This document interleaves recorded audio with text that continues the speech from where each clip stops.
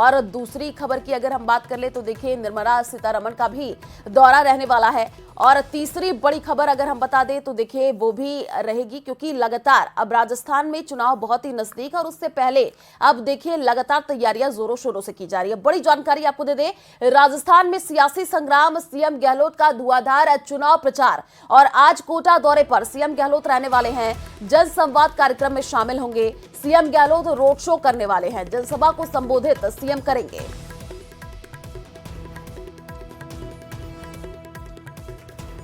तो जनसंवाद कार्यक्रम में शामिल होने वाले हैं, ये बड़ी जानकारी आपको दे रहे हैं। सीएम अशोक गहलोत का रोड शो होने वाला है। आने वाले दिनों में चुनाव और उससे पहले देखिए सीएम अशोक गहलोत पूरी तरीके से सक्रिय नजर आ रहे हैं। जनसभा को संबोधित सीएम करने वाले हैं और लगातार देखिए ताबड़तोड़ दौरे करते हुए सीएम गहलोत नजर आ रहे हैं। धुआंधार चुनाव प्रचार किया जा रहा है, ये बड़ी जानकारी। आज कोटा दौरे पर सीएम अशोक गहलोत रहने वाले हैं, तो देखिए सीएम गहलोत का धुआंधार चुनाव प्रचार आज देखने को मिलेगा।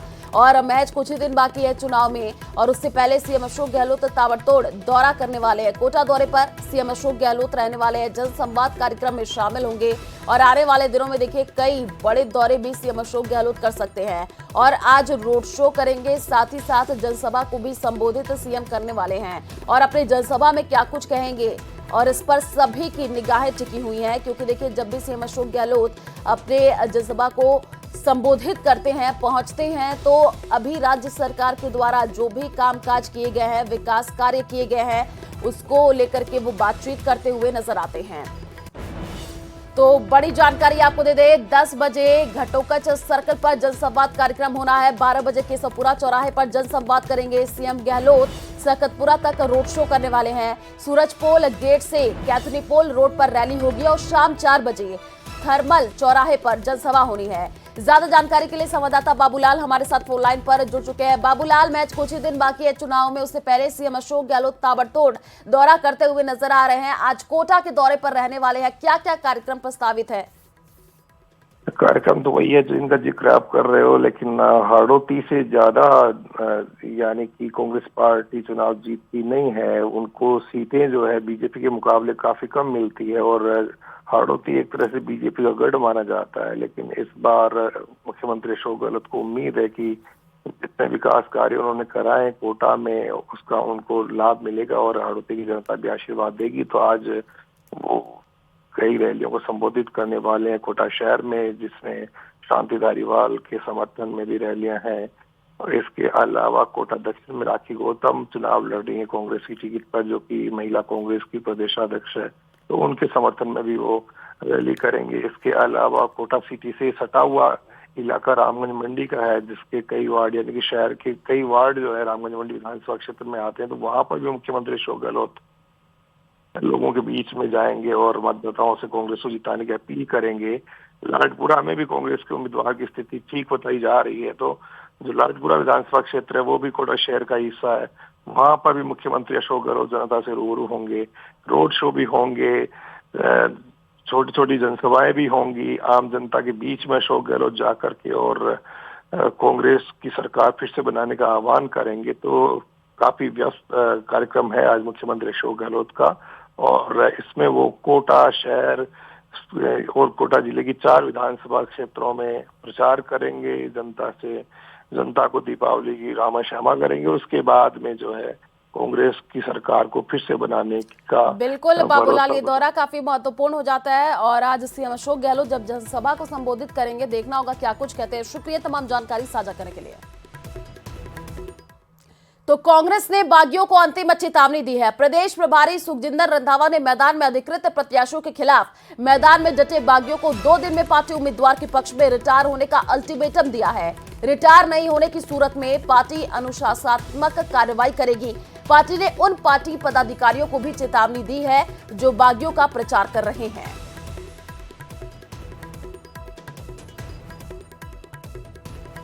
जो प्रभारी हैं आदरणीय सुखजिंदर सिंह जी रंधावा साहब, उन्होंने आज चेतावनी पत्र जारी किया। दो तरह के लोग हैं, जिनमें एक तो जो पार्टी के ही पदाधिकारी रहे या पार्टी के सदस्य हैं, बागी होकर के अधिकृत प्रत्याशी के खिलाफ जो चुनाव लड़ रहे हैं, उनको चेतावनी दी है कि 2 दिवस के अंदर वो चुनाव से रिटायर होकर के अधिकृत प्रत्याशी के पक्ष में चुनाव प्रचार में जुट जाएं और पार्टी के जो अधिकृत प्रत्याशी हैं उनको जिताने में अपनी भूमिका निभाएं। इसी प्रकार जो हमारे पदाधिकारी या वरिष्ठ नेता हैं, पूर्व पदाधिकारी हैं या पूर्व जनप्रतिनिधि रहे जो हैं पार्टी के, लेकिन अधिकृत प्रत्याशी के साथ अभी तक चुनाव प्रचार में नहीं जुटे हैं, उनको चुनाव प्रचार में शामिल होने के लिए चेतावनी पत्र जारी किया है। अन्यथा 2 दिन बाद जो है अनुशासनात्मक कार्रवाई पार्टी द्वारा की जाएगी। तो जयपुर से बड़ी जानकारी आपको दे दें, 1 दिवसीय प्रवास पर निर्मला सीतारमण और प्रवास के दौरान प्रेस कॉन्फ्रेंस करने वाली हैं। केंद्रीय वित्त मंत्री किशनपोल आदर्श नगर विधानसभा इलाकों में जाएंगी, कार्यकर्ता सम्मेलन को संबोधित करेंगी। आपको बता दें कि कई कार्यक्रम प्रस्तावित हैं निर्मला सीतारमण के। तो 1 दिवसीय प्रवास पर निर्मला सीतारमण रहने वाली हैं। जयपुर से आपको ये बड़ी जानकारी दे रहे हैं। 1 दिवसीय प्रवास पर निर्मला सीतारमण, और देखिए बड़ी जिम्मेदारी यहां पर निर्मला सीतारमण को दी गई है। प्रेस कॉन्फ्रेंस भी केंद्रीय वित्त मंत्री करने वाली हैं। प्रेस कॉन्फ्रेंस में क्या कुछ कहेंगी, इस पर भी नजरें टिकी हुई हैं। किशनपोल आदर्श नगर विधानसभा इलाकों में जाएंगी और कार्यकर्ता सम्मेलन को संबोधित वित्त मंत्री करने वाली हैं। तो प्रवास के दौरान देखिए प्रेस कॉन्फ्रेंस भी आज निर्मला सीतारमण करेंगी। 1 दिवसीय प्रवास पर निर्मला सीतारमण, और ये दौरा काफी महत्वपूर्ण हो जाता है। भारत निर्वाचन आयोग का होम वोटिंग का नवाचार, आज से राजस्थान विधानसभा चुनाव में होम वोटिंग होगी। आपको बता दें कि प्रदेश में पहली बार पात्र मतदाताओं की सुविधा होगी और आज से प्रदेश भर में होम वोटिंग शुरू हो जाएगी। आपको बता दें कि 62,927 पात्र मतदाताओं ने आवेदन कर दिया है। बुजुर्ग और दिव्यांग मतदाता को मौका मिलेगा। तो प्रदेश में पहली बार बुजुर्गों और दिव्यांगों के लिए होम वोटिंग की सुविधा होने जा रही है। आज से ये शुरू हो जाएगी और 2 चरणों में चलने वाली इस प्रक्रिया को 7 दिन में पूरा किया जाएगा। इसका पहला चरण 14 से 19 नवंबर तक चलेगा और दूसरा चरण 20 से 21 नवंबर को होगा। इस प्रक्रिया में पोलिंग पार्टियां घर घर जाकर 80 साल या उससे ज्यादा उम्र के बुजुर्ग और दिव्यांग मतदाताओं से बैलेट पेपर के जरिए वोट डलवाएगी। हालांकि वोट वही मतदाता डाल सकेंगे जिसने 20 अक्टूबर से 4 नवंबर के बीच चुनाव आयोग को फॉर्म 12D भरकर दिए थे। साल के जो सीनियर सिटीजन्स हैं तथा पीडब्ल्यूडी हमारे दिव्यांगजन हैं, उनके लिए भी आयोग ने सुविधा प्रदान की है कि ऐसे लोग जो बीमारी से ग्रसित हैं या कुछ और कारण है, मूव नहीं कर सकते, वोटर बूथ तक नहीं आ सकते, उनको घर पे वोट डालने की सुविधा दी है। तो इसमें भी हम लोग अपना 12D फॉर्म लेकर हमारा BLO घर घर जा रहा है। तो मुझे उम्मीद है इसमें भी 600-700 वोट प्रत्येक विधानसभा में पड़ने की उम्मीद है। राहुल गांधी जयपुर में 19 नवंबर को रोड शो करेंगे। कांग्रेस पार्टी राहुल गांधी के रोड शो की तैयारियों में जुट चुकी है। राहुल गांधी 19 की शाम 6 बजे गोविंद देव जी मंदिर में रोड शो की वहां से शुरुआत करेंगे और 532 सर्कल तक रोड शो निकालेंगे। सीएम गहलोत, सचिन पायलट, सुखजिंदर रंधावा समेत कई दिग्गज राहुल के रोड शो का हिस्सा होंगे। आपको बता दें कि रात 8 बजे राहुल युवाओं से भी संवाद करेंगे।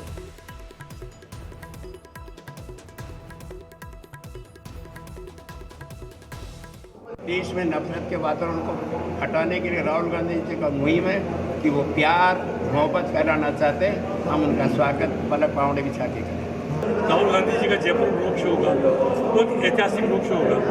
गोविंद देव जी के मंदिर से राहुल गांधी जी जिलेब चौक से यात्रा शुरू करेंगे। पहले गोविंद देव जी के मंदिर पे सारे प्रत्याशी उनके संग प्रभु का आशीर्वाद लेंगे। जयपुर का राजा देव है, जिलेब चौक के अंदर मीटिंग होगी, उसमें कांग्रेस पार्टी के सारे वरिष्ठ नेता संबोधित करेंगे। तो मतदान के बाद अगले 5 साल तक नजर न आने वाले नेता इन दिनों मौके पर दिखाई दे रहे हैं। आपको बता दें कि ये भी हम कह सकते हैं कि मौका चाहे कोई भी हो उसे भुनाने में लगे हैं। प्रदेश में दीपावली के बाद नेता अब रामा श्यामा के बहाने जनता के बीच पहुंच रहे हैं, यानी एक पंथ दो काज। देखिए रिपोर्ट।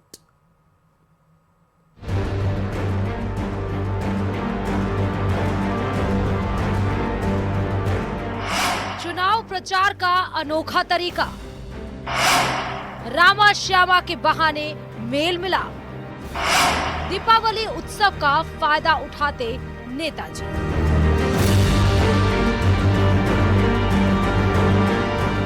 प्रदेश में विधानसभा चुनाव है, ऐसे में जनता के बीच पहुंचने का कोई भी मौका नेताजी गंवाना नहीं चाहते। ऐसे में दीपावली के अलग दिन बनाए जाने वाले रामा श्यामा उत्सव को भी नेताजी भुनाने में लगे हैं। सबसे पहले बात प्रतापगढ़ विधानसभा की, जहां बीजेपी और कांग्रेस उम्मीदवार एक ही रंग में नजर आए। कांग्रेस उम्मीदवार रामलाल मीणा और बीजेपी उम्मीदवार हेमंत मीणा दीपावली की शुभकामनाएं देने के लिए बाजार में निकले। कई जगहों पर लोगों ने उनके साथ फोटो भी खिंचवाए और मुंह भी मीठा कराया।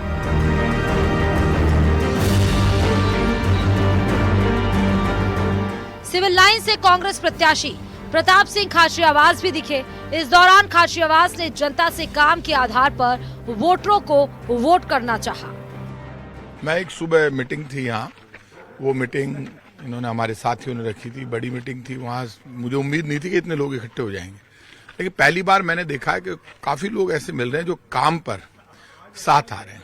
क्योंकि इस एरिया में, उस एरिया में उधर सीवरेज तक नहीं थी, क्योंकि पहले सीवरेज का लेवल नहीं मिल रहा था। अब की बार हमने सीवरेज डाल के नई सड़कें बनाकर पूरा एरिया डेवलप कर दिया। यहाँ पे आप आए होंगे, एक पुलिया है, उसको चौड़ा किया गया क्योंकि जाम लगता था। हम मेट्रो लाए, हम अजमेर रोड पे एलिवेटेड रोड लाए, भारत जोड़ो सेतु लाए, अभी हाई टेंशन लाइन हट रही है। और हाई टेंशन लाइन का एक तो 50 करोड़ की लागत से हट रही है, एक हमने नया टेंडर किया 112 करोड़ का, जिसमें पूरे सिविल लाइन की हाई टेंशन लाइन हम हटाने जा रहे हैं। कांग्रेस और बीजेपी से वोटर की, मेरी ड्यूटी तो मैं कार्यकर्ता हूं कांग्रेस का, कांग्रेस के प्रति है, देश के प्रति सबसे पहले। कुछ ऐसी ही तस्वीर देखने को मिली बूंदी के हिंडौली में, जहां बीजेपी प्रत्याशी प्रभुलाल सैनी ने जीत के लिए ताकत झोंक दी। दीपावली से अगले दिन गांव वालों के पास पहुंचे और लोग गीत गाए।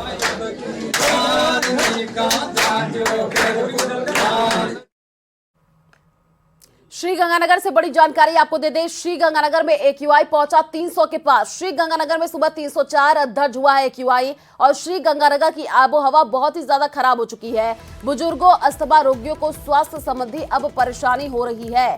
तो AQI देखिए 300 के पार श्रीगंगानगर में पहुंच चुका है और इससे अब लोगों को काफी परेशानियों का सामना करना पड़ रहा है। श्रीगंगानगर की जो आबोहवा है बहुत ही ज्यादा खराब हो चुकी है। बुजुर्गों, अस्थमा रोगियों को स्वास्थ्य संबंधी अब परेशानी हो रही है। तो AQI देखिए 300 के पार पहुंच चुका है और इससे अब लोगों को सांस लेने में दिक्कतों का सामना करना पड़ रहा है। वाहन चालकों को भी काफी परेशानियों का सामना करना पड़ रहा है क्योंकि धुंध नजर आ रही है। तो श्रीगंगानगर की अगर हम बात कर ले तो सुबह जो AQI है वो 304 दर्ज हुआ है। आबोहवा बहुत ही खराब श्रीगंगानगर की बताई जा रही है और साथ ही साथ यहाँ पर अब बुजुर्गों, अस्थमा रोगियों को स्वास्थ्य संबंधी परेशानी झेलनी पड़ रही है। बाड़मेर से बड़ी जानकारी आपको दे दें। जंगल में भीषण आग लगी है और आग ने पूरे इलाके को चपेट में ले लिया है। आपको बता दें कि सूचना के बाद फायर ब्रिगेड मौके पर पहुंची है। कड़ी मशक्कत के बाद आग पर काबू पाया गया है। तो बाड़मेर से ये बड़ी जानकारी, जंगल में भीषण आग लगी है। सूचना के बाद फायर ब्रिगेड की जो गाड़ी है वो मौके पर पहुंची है। कड़ी मशक्कत के बाद आग पर काबू पाया गया है। तस्वीरें टीवी स्क्रीन पर देखिए, जिसमें आप देख पा रहे हैं कि आग कैसे विकराल रूप लेती हुई नजर आ रही है और आग ने पूरे इलाके को भी अपने चपेट में ले लिया। लेकिन मौके पर दमकल की गाड़ियां पहुंची और आग पर काबू पा लिया गया है। तो सूचना के बाद फायर ब्रिगेड की जो गाड़ी है वो पहुंची है। तस्वीरें टीवी स्क्रीन पर हम आपको दिखा रहे हैं बाड़मेर से, जिसमें आप देख पा रहे हैं कि कैसे ये आग बढ़ती जा रही है और पूरे जंगल में ये भीषण आग लगी है। आसपास के जो इलाके थे उसको भी इस आग ने अपने चपेट में ले लिया। सूचना रहते ही दमकल की गाड़ियों को सूचित किया गया और दमकल की गाड़ी मौके पर पहुंची है और आग पर काबू पा लिया गया।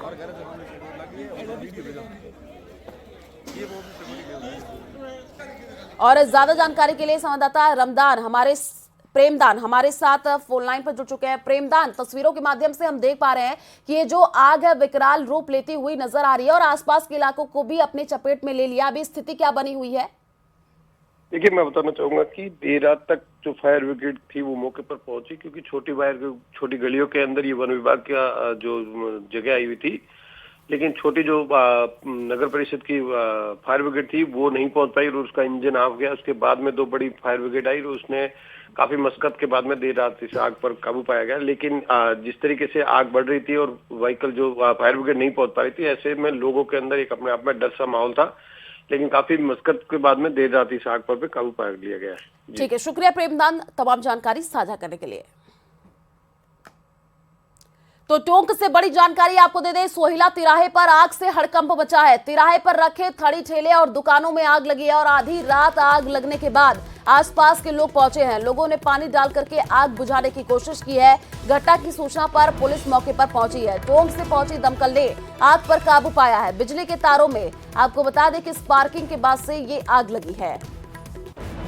तो टोंक से ये बड़ी जानकारी, सोहिला तिराहे पर आग से हड़कंप मच गया। लोगों ने पानी डाल करके आग बुझाने की कोशिश की है। तस्वीरें भी टीवी स्क्रीन पर है, जिसमें आप देख पा रहे हैं कि जैसे ही ये आग लगी, आसपास के जो लोग हैं वो एकत्रित हो गए और तुरंत पहुंचे। पानी डाल करके आग पर काबू पाया गया है। बिजली के तारों में स्पार्किंग के बाद से ये आग लगी है। 10-15 मिनट पहले सूचना लगी थी सोहिला में बस स्टैंड के ऊपर दो ठेले, फ्रूट के 2 ठेले और एक छोटा केबिन था, ये बीड़ी सिगरेट वगैरह गुटखा बेचते हैं इसका। इसमें कुछ शॉर्ट सर्किट से आग लगी, जिसपे हाथों हाथ दमकल भी आ गई और दमकल के आने से पहले कुछ ट्रैक्टर ग्रामीणों की मदद से ट्रैक्टरों से उसको आग पे काबू पा लिया पूरी तरह से।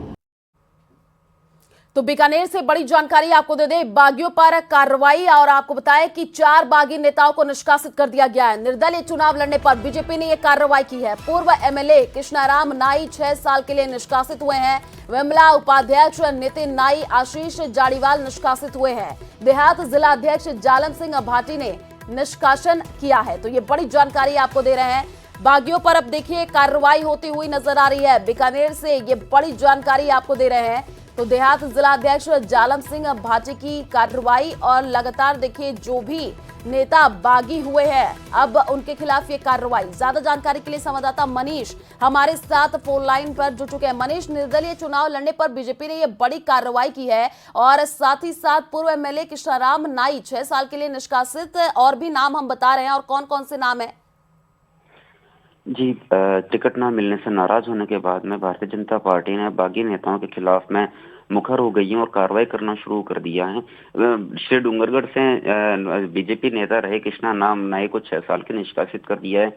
वहीं पर जो अन्य जो 3 जो नाम हैं वो बता दें आपको कि उनको भी 6 साल के लिए निष्कासित किया गया है। इन 6 नामों में जो नाम सामने आए हैं वो हैं पूर्व एमएलए कृष्णाराम नाई, विमला उपाध्याय, नितिन नाई और आशीष जाड़ीवाल। इन 4 लोगों को जो है 6 साल के लिए बीजेपी के जो जिला देहात अध्यक्ष जालम सिंह भाटी, उन्होंने निष्कासन इनका किया है।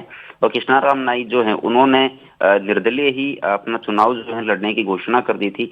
वहीं पर जो अन्य नेता हैं, बाकी के 3 जिनको निष्कासित किया गया है, इन्होंने भी जो बीजेपी के जो उम्मीदवार हैं उनकी खिलाफत करना शुरू कर दिया है और साथ में कहा है कि वो अन्य किसी उम्मीदवार को जिताने की कोशिश करेंगे। जी ठीक है मनीष, आप नजर बना करके रखिए, आगे भी आपसे अपडेट लेंगे। फिलहाल शुक्रिया तमाम जानकारी साझा करने के लिए।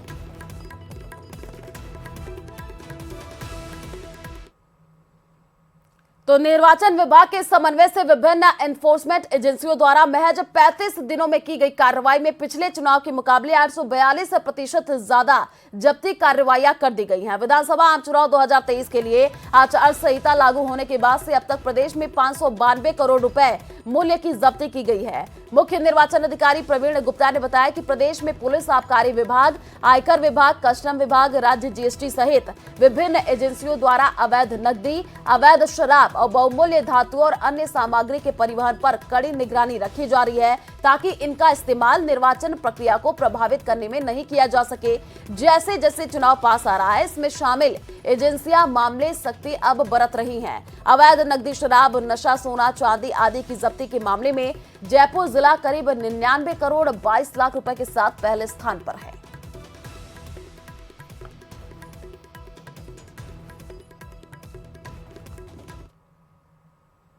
तो डूंगरपुर में आगामी चुनावों को लेकर के एफएसटी और बिछीवाड़ा पुलिस ने नाकेबंदी तेज कर दी है। गुजरात से आ रहे वाहनों की चेकिंग के दौरान एक कार से 26,70,000 कैश जब्त किया गया है। साथ ही पुलिस ने कार चालक समेत 4 लोगों को डिटेन कर लिया है। चेकिंग के दौरान कार की तलाशी में 3 बैग कैश से भरे हुए मिले हैं। कार सवार लोगों ने संतोषप्रद जवाब न मिलने पर पुलिस ने कैश को जब्त किया है।